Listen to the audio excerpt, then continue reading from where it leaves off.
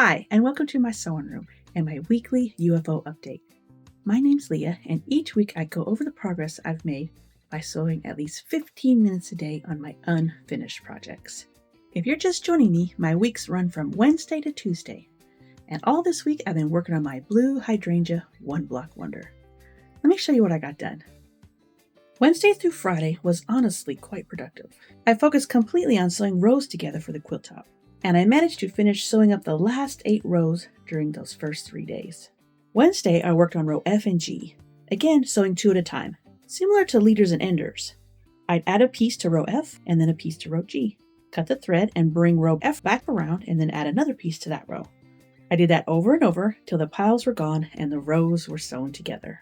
Next was row I and J, and as the rows get longer, it's easy to remember which row is first, as the top part of the row stops moving, and it's easier to keep them in order. Row I is the closest one to me, and J is further away. Friday I got to row K and M.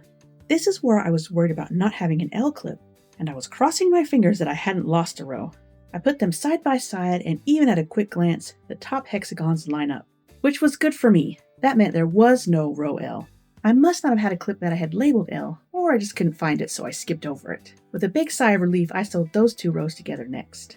And that left me with only 2 rows to go, so I went ahead and sewed those 2 as well on Friday. I gave the rows a quick press, and I folded them back up and I put them in order. Saturday I didn't get any sewing done, as I got up early and I headed to Charleston to pick up this fancy steam chest from Facebook Market. Then I hit a couple of quilt shops and I visited with some family. But while I was at one of the quilt shops, I was technically working on my Ribbon Star quilt, as I was trying to find the perfect border. I went into a store called 5/8 Seams, and I really enjoyed walking around in there. They had all kind of fun stuff. Not only did they have quilting fabric, but they also had apparel fabric, and it looks like they have classes on sewing apparel as well. So it was a pretty neat store to walk around. And check out their floor. They had fat quarters complete with selvage as part of the flooring. How cool is that?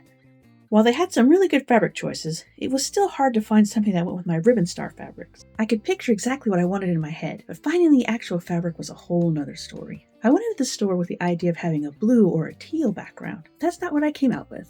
I did come across this one print. It has some of the same colorings as my main fabrics, and the background is almost the same shade of purple as some of the Amy Butler fabrics. I wasn't aiming for a purple background, but the colorings in the motif are pretty, and it could work, so I grabbed 1.5 yards. I checked at another fabric shop called Fashion Fabrics of Mount Pleasant. They had some good stuff in there too, but nothing that matched my Amy Butler print. I did check out the self fabric though, and I brought home some Harry Potter fabric and another fun print for a future project. I'm not sure what I'll make with this one just yet, but I love all the colors in it.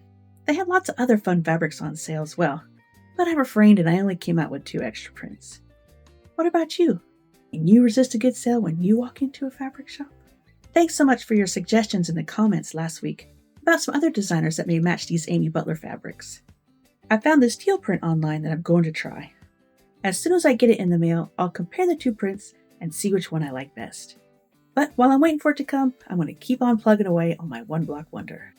Sunday was Mother's Day, and I spent a good chunk of the day with my mom, so I didn't get a lot of sewing done that day either. But I did get all my rows on the design wall. And honestly, one of the things I like about this 15-minute-a-day challenge is that it's flexible. Some days I sew 15 minutes, some days I sew a lot, and then some day life just gets in the way. But things are always moving forward, and that's what's important. This quilt has 22 skinny vertical rows total, and with each row labeled with a clip, it was easy to put them in order and get a good look at the design I had come up with several years ago. I'd forgotten I'd made the light purples and greens roll together on the left, and I'm really liking it. One of my favorite parts of quilting is getting the blocks or rows on the design wall and soaking in all the creativity. There's something really satisfying about stepping back and seeing all those colors and shapes working together. With all 22 rows laid out, I was on the home stretch of sewing everything together. And that's what I started with on Monday. I spent all my time on Monday pinning rows together. Not the most glamorous quilting task, but definitely necessary, particularly with all these angles coming together and some bias edges. If I don't pin, the only point that will match up is probably the first and the second. Then the rest will get wonky and nothing will match. So I take time to pin each intersection, and I pin together 5 groups. Tuesday I sewed all those 5 groups, pressed them, put them back on the design wall. So the top is continuing to grow little by little.